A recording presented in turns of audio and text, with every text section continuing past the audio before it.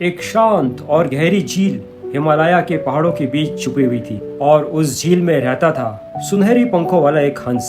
लोग कहते थे कि वो एक बोधिसत्व का रूप है, पर कोई इस बात पर यकीन नहीं करता था क्योंकि इसे देखना सिर्फ नसीब वालों की किस्मत थी। एक दिन उस हंस ने झील के पार से एक करुण रूप में रोती हुई आवाज सुनी। वो आवाज एक गरीब विधवा की थी जो अपने टूटे छत के नीचे अपने 3 भूखे बच्चों को सुलाने की कोशिश कर रही थी। क्या खिलाऊं, आज भी काम नहीं मिला। उसका पेट मचोड़ रहा था भूख के दर्द से।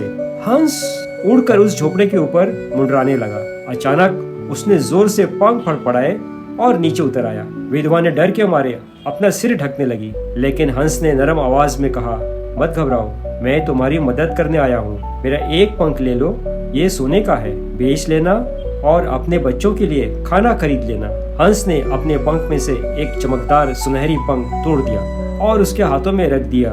विधवा हैरान रह गई। अगले दिन जब विधवा ने उस पंख को बेचा तो इतने पैसे मिले कि घर खाने पीने के सामान से भर गया। बच्चे बहुत दिनों के बाद भरे पेट सोए। आज हर महीने हंस वापस आता, एक और पंख देता, बिना किसी शर्त के, बिना किसी लालच के। साल बीत गए, बच्चे बड़े होने लगे और इस नए रूप से जिंदगी गुजरने लगी। मगर एक काली रात विधवा के मन में एक सोच आई, लालच से भरी हुई।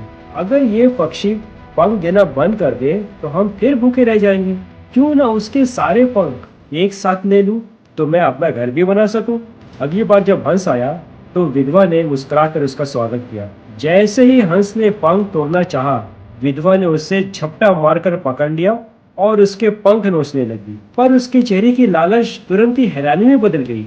सारे पंख एक एक करके सफेद हो गए, सफेद और साधारण। हंस ने दर्द से देखा, मैंने बिना किसी बदले की तुम्हारी मदद की, लेकिन तुमने मुझे ये दर्द दिया। वो हंस तो उड़ गया, लेकिन उस रात के बाद झील के पास कभी कोई सुनहरा पंख नहीं गिरा।